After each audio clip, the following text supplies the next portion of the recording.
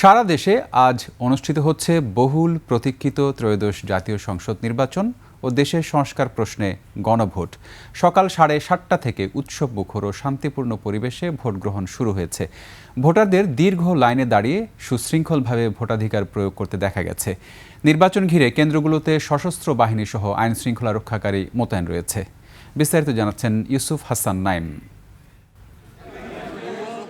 সকাল 7:30টা, কুয়াশা আর হিমেল হাওয়া উপেক্ষা করে কেন্দ্রগুলোতে ভিড় জমায় ভোটাররা। দীর্ঘ প্রতীক্ষার পর নিজের পছন্দের প্রতিনিধি নির্বাচনে মেতেছে সারা দেশ। টেকনাফ থেকে তেঁতুলিয়া সবখানে উৎসবের আমেজ। চট্টগ্রামের 16টি আসনে প্রায় 40,000 আইনশৃঙ্খলা বাহিনীর পাহারায় শুরু হয় ভোট। সকাল থেকেই ভোটারদের উপস্থিতি লক্ষ্য করা গেছে বিভিন্ন কেন্দ্রে।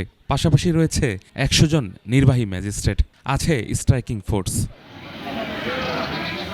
অন্যদিকে বরিশালের 6টি আসনে ভোট চললেও বরিশাল 3 আসনের বাবুগঞ্জে ঘটে বিপত্তি। অনিয়মের অভিযোগে স্থানীয়রা 4 জন সহকারী প্রিজাইডিং অফিসারকে জামায়াত নেতার ঘর থেকে আটক করলে পরে সেনাবাহিনী তাদের জিম্মায় নেয়।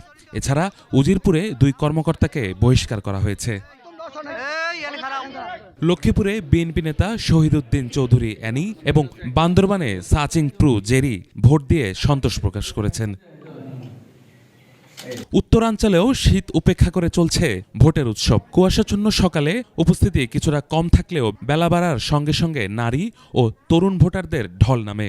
দিনাজপুরে বিএনপির স্থায়ী কমিটির সদস্য ডাক্তার AZM জাহিদ হোসেন লাইনে দাঁড়িয়ে ভোট দিয়েছেন।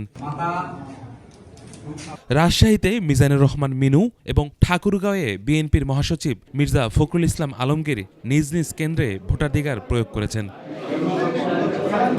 গাজীপুরে 5টি আসনে 42 জন প্রার্থীর লড়াইয়ের পাশাপাশি চলছে গণভোট।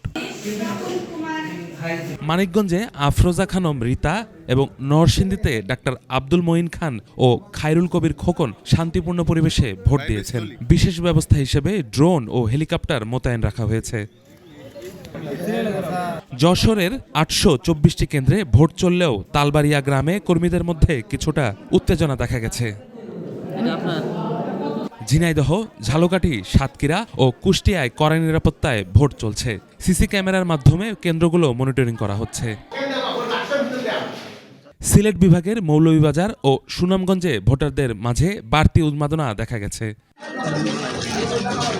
ময়মনসিংহ বিভাগের 23টি আসনে ভোট চললেও শেরপুরের 1টি আসনে প্রার্থী মারা যাওয়ায় ভোট স্থগিত রয়েছে। ব্রাহ্মণবাড়িয়ায় ব্যারিস্টার রুমিন ফারহানা ভোট দিলেও তার সমর্থককে কারাদণ্ড দেওয়ার বিষয়ে উদ্বেগ প্রকাশ করেছেন। খাগড়াছড়িতে ডাকসুর ভিপি সাদিক কায়েম ভোট দিয়ে জুলাই শহীদদের প্রতি শ্রদ্ধা জানিয়ে একটি গণতান্ত্রিক বাংলাদেশের প্রত্যাশা ব্যক্ত করেন। বিকেল 4:30টা পর্যন্ত চলবে এ ভোট গ্রহণ। এখন পর্যন্ত বড় কোনো অপ্রীতিকর ঘটনা ছাড়াই সারা দেশে একটি অবাধ ও সুষ্ঠু নির্বাচনের প্রত্যাশা করছে সংশ্লিষ্টরা। ইউসুফ হাসান নাইম, 21 টেলিভিশন।